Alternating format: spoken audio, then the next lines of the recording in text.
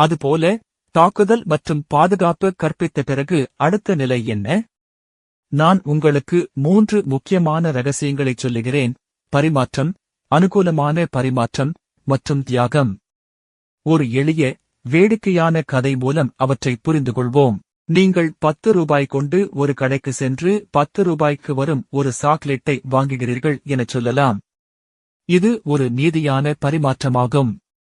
நீங்கள் 10 ரூபாய் கொடுக்கிறீர்கள், மதிப்புள்ளதை பெறுகிறீர்கள். எளிமை அல்லவா? இப்போது நீங்கள் அந்த 10 ரூபாய் சாக்லேட்டுக்கு 20 ரூபாய் கொடுப்பதாக கற்பனை செய்து பாருங்கள். அது ஒரு இழப்பு. ஆனால் நீங்கள் 5 ரூபாய் மட்டும் கொடுத்து 10 ரூபாய் சாக்லேட்டை பெற்றால் அது ஒரு லாபம். இதைத்தான் நாம் சாதகமான பரிமாற்றம் என்று அழைக்கிறோம். குறைவாக கொடுப்பது, அதிகமாக பெறுவது. சதுரங்கத்தில் உங்கள் சிப்பாய் அவர்களின் சிப்பாயை எடுத்தால் அது சமம். குதிரைக்கு குதிரையா? அதே விஷயம். அது ஒரு அடிப்படை பரிமாற்றம். 2 வீரர்களும் சம மதிப்புள்ள துண்டுகளை இழக்கிறார்கள்.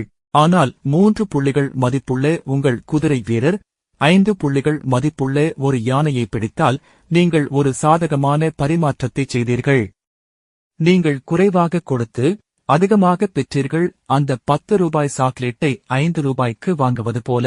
இப்போது தியாகம் பற்றி பேசலாம்.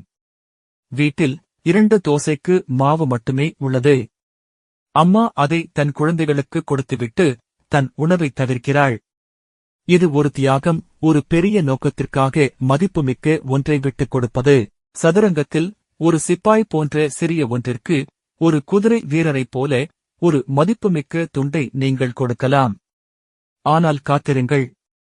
2 நகர்வுகளுக்குப் பிறகு நீங்கள் அவர்களின் ராணியை பொறிவைத்து பிடிக்கிறீர்கள். நீங்கள் முதலில் தியாகம் செய்தீர்கள், பின்னர் பெரிய வெற்றியை பெற்றீர்கள். எனவே நினைவில் கொள்ளுங்கள், சதுரங்கத்தில் பரிமாற்றம் சம மதிப்பில் சாதகமான பரிமாற்றம். நீங்கள் அதிகமாக வெல்வீர்கள்.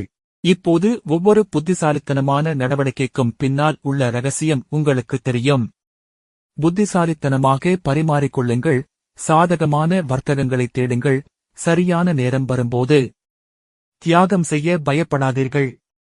சாம்பியன்கள் வெற்றி பெறுவது இப்படித்தான்.